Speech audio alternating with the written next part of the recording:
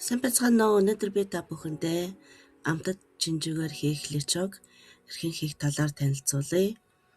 За, орцыг тайлбар хэсэгт даривчлан бичиж оруулсан байгаа.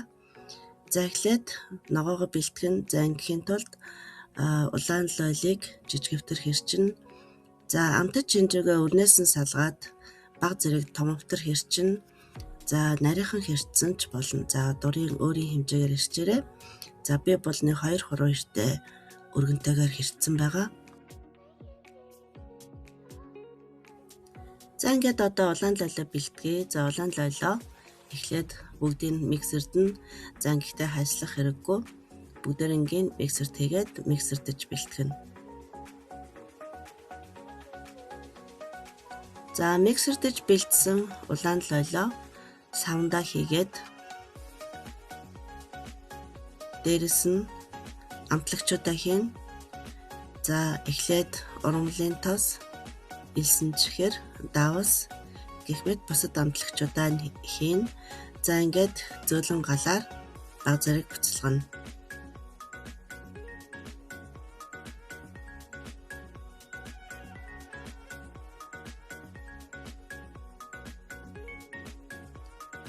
За, ингээд буцлаад халсан улаан лойлн дээрээ хэрчиж бэлдсэн амтад чинжүүгээ хийн. Амтад чинжүүгээ хийгээд 15 минут орчим буцалгана. За, 15 минут орчим буцалгаж чинжүүгээ зөөлнө.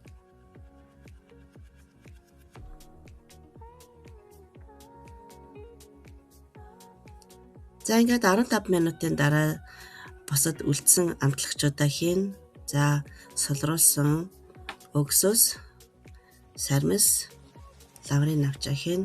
За, ингээд мөн дахин 5 минут буцалгана. Чинжүүгээ улаан лойлныхоо шүсэнд буцлахдаа ерөнхийдөө дандаа бага галаар буцалгана.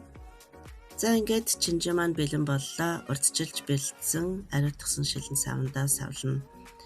За, шилэн саваа ариутгахдаа би богино долгионы 100-нд жаргалд нь бага зэрэг ус хийгээд 5 минут эргүүлээд авдаг байгаа. Харин тагаа буцалгадаг. За, ингээд гэрийн нөхцөлд хийх маш амттай личо маань бэлэн боллоо. Та бүхэн минь хийгээд үзээрэй. Уянх кичен YouTube сувгийн минь subscribe дарж бүгдээрээ нэгдээрэй. Та бүхэндээ амжилт хүсье. Дараагийн бичлэгээр уулзтлаа. Түр баяртай.